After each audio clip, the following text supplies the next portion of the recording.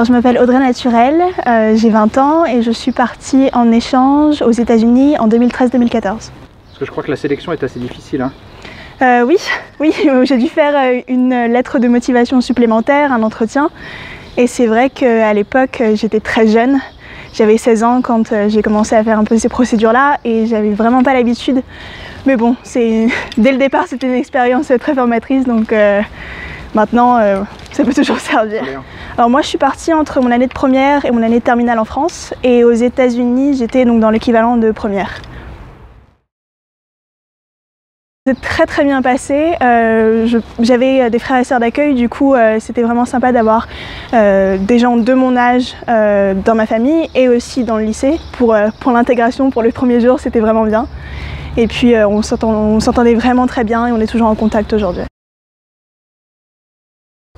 Ils étaient tous très curieux de me voir arriver, même s'ils avaient l'habitude d'avoir des étudiants en échange. Tout de suite, ils sont intéressés à moi, j'étais très vite intégrée. Les professeurs, dès que j'avais un problème, étaient là toujours pour m'aider. Et puis voilà, ça s'est fait, la transition s'est faite en douceur. Ça m'a fait un petit choc au départ parce qu'au lycée déjà, ici depuis la première, on nous préparait vraiment au bac. Et là-bas, on mettait vraiment plus l'accent sur les activités artistiques, sur le sport. Et ça m'a vraiment fait un changement, mais je pense que c'était vraiment une expérience formatrice. Mais c'est quelque chose que j'aurais pas pu découvrir si j'étais pas partie aux États-Unis. Au tout départ, utiliser l'anglais, ça a été un petit peu difficile parce que tout ce que j'avais appris à l'école, je pensais m'en sortir assez bien. Mais quand on est confronté à la réalité des choses, quand il faut vraiment s'exprimer, essayer d'exprimer sa pensée dans une autre langue, dans mon cas en anglais, c'était un peu plus difficile que ce que je pensais. Mais sinon, je dirais pas que j'ai eu de grandes difficultés, sinon le fait qu'il faut juste apprendre en douceur à être plus autonome, à prendre son envol, à vivre sans papa-maman, même s'il y a une famille d'accueil.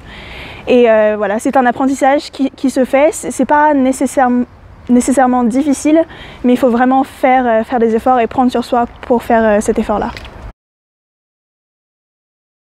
J'ai eu la chance de partir en Caroline du Sud pour le spring break avec une de mes familles pendant une semaine. On était au bord de la plage, c'est vraiment un endroit où beaucoup de gens vont pour le spring break. C'était vraiment très beau. Et puis après, surtout à la fin, j'ai eu l'occasion de faire un bus trip autour des États-Unis pendant un mois. On a vu 26 États ou quelque chose comme ça, vraiment tous les endroits clés des États-Unis. C'était une expérience inoubliable, on était 90 étudiants d'échange, le plus beau mois de toute ma vie. Alors je suis en deuxième année à Sciences Po dans le programme euro-américain. Donc ça continue encore de me servir et je suis sur le point de partir en échange universitaire pour ma troisième année, toujours aux États-Unis, à Johns Hopkins à Baltimore.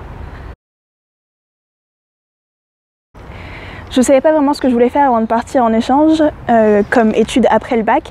Donc ça a vraiment donné une direction, on va dire, à ce que je voulais faire dans la vie. Et en revenant, je me suis immédiatement dit que je voulais faire des études multidisciplinaires, mais aussi très tournées sur l'international. Et aux États-Unis, maintenant où j'ai quelques attaches, du coup j'ai découvert le programme euro-américain de Sciences Po et là ça a vraiment été mon premier choix et donc j'ai eu la chance de pouvoir faire ça. Moi je conseillerais de s'inscrire dans le plus d'activités extrascolaires possibles, des choses qui nous plaisent ou des choses qu'on a envie de découvrir. Moi j'ai fait partie de la chorale et puis après j'ai fait la comédie musicale.